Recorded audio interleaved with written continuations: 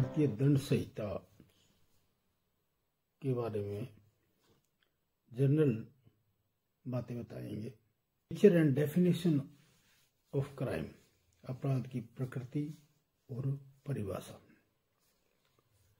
यह तो सही है कि समाज में अपराध एवं अपराधी दोनों को ही घृणा की दृष्टि से देखा गया है, परंतु यह भी सत्य है कि आपराधिक विधि का अध्ययन एवं शोध मानव सभ्यता के आदि से ही विधि शास्त्र की आकर्षक शाखा रहा है। आपराधिक विधि वास्तव में उतनी ही पुरानी है जितनी की सभ्यता। जब कहीं और जहां कहीं भी लोगों ने अपने को इकट्ठा किया, वहां पर एक प्रकार से संगठन के सदस्यों के आपसी मेल मिलाप को विनियमित करने हेतु कुछ नियमों की आवश्यकता महसूस की गई, और जहाँ कहीं सामाजिक नियम थे उनका व्यक्तिक्रमण अवश्य भावी था। यहाँ पर सामाजिक नियमों को भंग करने वाली प्रवृत्तियों को रोकने के लिए कुछ वे रास्ते एवं उपायों की आवश्यकता महसूस होती है।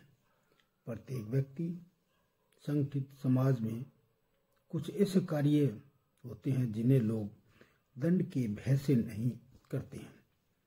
जहाँ एक व्यक्ति ने किसी दूसरे व्यक्ति को क्षति पहुंचाई हो तथा क्षति की पूर्ति यथायोग्य दंड द्वारा की जा सकती हो, वहां पर दोषकर्ता उस व्यक्ति को जिसे की क्षति पहुंचाई गई हो क्षतिपूर्ति या प्रतिकार देने के लिए बाध्य किया जाता था, परंतु कुछ मामलों में क्षतिपूर्ति या प्रतिकर के अलावा दोषकर्ता पर राज्य द्वारा दंड भी लगाया जाता था, जिसका उद्देश्य समाज में शांति व्यवस्था तथा एक दूसरे के प्रति एवं समुदाय के प्रति सद्व्यवहार का संबंधन था। आगे बढ़ते हुए अपराध का मूल कारण राज्य की मूल अधिकारों का संरक्षण करने की अक्षमता माना जाने लगा है। दूसरी तरह अपराध को अभियोजित एवं दंडित किया जाना सामाजिक आवश्यकता माना जा रहा है। यह उचित नहीं है कि अपराध दंड से बच निकले, परंतु प्रश्न यह उठता है कि कौन से कार्य निषिद्ध किए जाने चाहिए अथवा कौन से कार्य समाज या राज्य द्वारा दंड के लिए सेलेक्ट किए जाने चाहिए। दूसरे शब्दों में, कौन से कार्य अपराध घोषित किए जाने चाहिए। टेरेंस मारिस के अनुसार अपराध को ऐसे डिफाइन किया गया है, अपराध वह है जिस कार्य को समाज आपराधिक विधि के अतिक्रमण के रूप में स्थापित कर अपराध कहे। वह विधि के बिना अपराध कदापि नहीं हो सकता। यद्यपि रोष हो सकता है जिसकी परिणति विधि के अधिनियम में ही होती है। अपराध की अवधारणा सदैव लोक मत पर आधारित होती है। जैसा कि हम सब जानते हैं कि विधि सदैव अपने समय के लोकमत को दिग्दर्शित करती है। विधि को किसी अन्य शाखा की अपेक्षा आपराधिक विधि लोकमत को यथातथ प्रदर्शित करती है। अपराध के रूप, स्वरूप तथा उनकी अवधारणा को समझने के लिए सर्वप्रथम यह जानना आवश्यक है कि विधि क्या है, क्योंकि अपराध विधि का इतना घनिष्ठ संबंध है कि बिना एक को जाने दूसरों को नहीं जाना जा सकता। राजनीतिक दृष्टि से श्रेष्ठ एवं प्रभुता संपन्न व्यक्तियों द्वारा अपने अधीनस्थ व्यक्तियों के लिए बनाए गए नियमों को समूह विधि कहलाता है। विधि एक वे आदेश है जो समाज के सभी सदस्यों द्वारा अनुपालनीय व्यवहार का निर्देशन करता है तथा जो दंड द्वारा समर्थित है वह देश किसी प्रभुता संपन्न का अथवा दास राजनीतिक दृष्टि से श्रेष्ठ व्यक्तियों द्वारा अपने अधीनस्थ व्यक्तियों के लिए अथवा विधिक रूप से गठित संस्था का अथवा विधिक रूप से गठित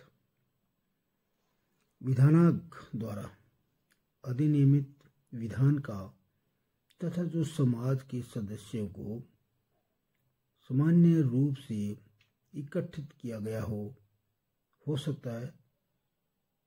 जैसा कि हम सभी ये जानते हैं कि विधि राजनीतिक प्रतिक्रिया द्वारा निर्धारित होती है।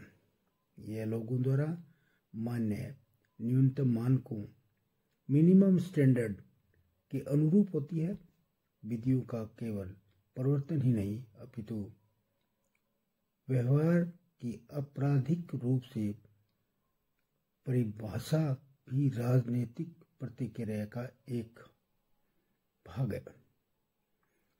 अपराधियों द्वारा विधि का अस्वीकार किया जाना एक प्रकार का सामाजिक अवरोध है जिसका उन्हें मात्र धुंधला ज्ञान हो सकता है। इसी प्रकार से विधि समाज में लोगों द्वारा अनुपालनीय व्यवहार के कुछ मानकों को निर्धारित करता है। इन मानकों को साधारणतः समाज का अनुमोदन प्राप्त होता है।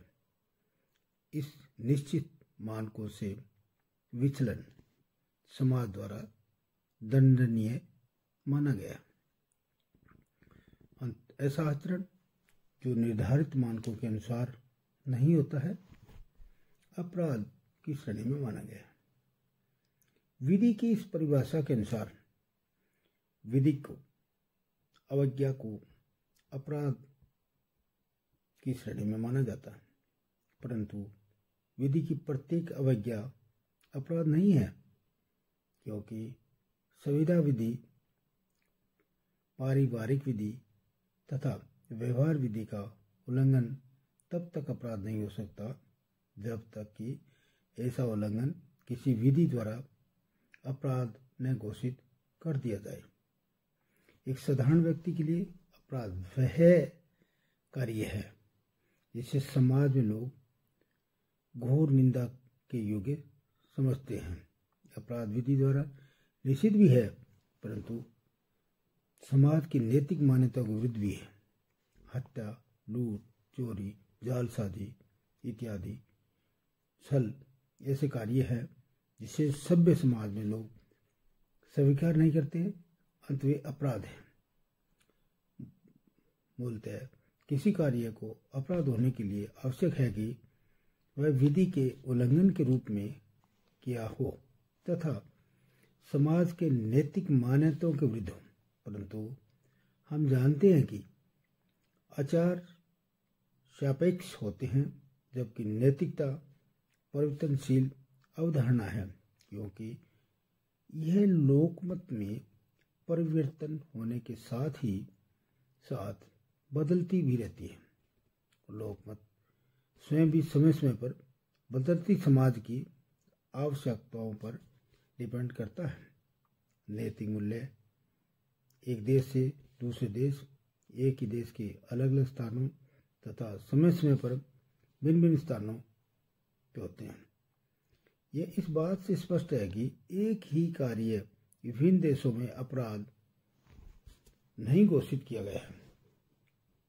फॉर एग्जाम्पल, जारता, सती, भवविवाह इत्यादि को भारतीय दंड संहिता के अंतर्गत अपराध माना गया है, जबकि यूरोप के कुछ भूभागों में इन्हें अपराध नहीं मानते।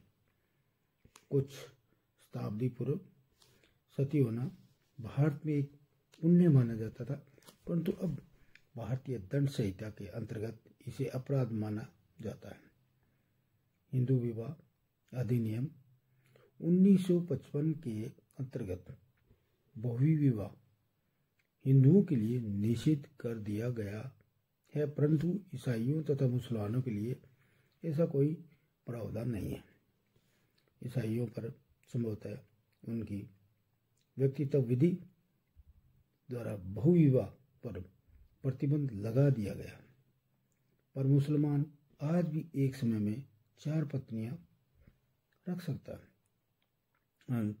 अपराध के तत्वों के परिवर्तनशील होने के कारण इनको पूर्ण रूप से परिभाषित करने के साथ सारे प्रयास विफल हो चुके हैं। जैसा कि रसेल ने ठीक ही कहा है कि अपराध को परिभाषित करने का कार्य कोई भी लेखक संतोषजनक रूप से अभी तक निष्पादित नहीं कर सका है। वास्तव में आपराधिक कृत्य मुख्यतः आपराधिक नीति की उपज है, जिसे समय समय पर समाज को शक्तिशाली या अपनी सुरक्षा तथा अपने हित की रक्षा करने में समर्थ वर्ग राज्य शक्ति द्वारा उन कार्यों को दबाकर स्वीकार करता है जिन्हें वह अपनी स्थिति के लिए खतरनाक समझता है। अतः अपराध को ऐसी परिभाषा निरूपित करना बहुत कठिन है कि सभी देशों में सदैव सत्य प्रतीत हो। अपराध पाप की तरह स्थिर नहीं है, क्योंकि पाप को परिभाषित किया जा सकता है, जिसका अस्तित्व मनुष्य को सोचने तथा कार्य करने की सीमा के दायरे से परे भी हो सकता है, परंतु अपराध व्यवहार को मुख्यतः सापेक्ष परिभाषा है जो लगातार परिवर्तित हो रही है। अगले पार्ट के लिए लाइक शेयर सब्सक्राइब करना ना भूलें। कमेंट्स करके ज़रूर बताएं कि आपको वीडियो कैसे लगी और आपको अगले पार्ट में अपराध की परिभाषा के बारे में बताया जाएगा। धन्यवाद।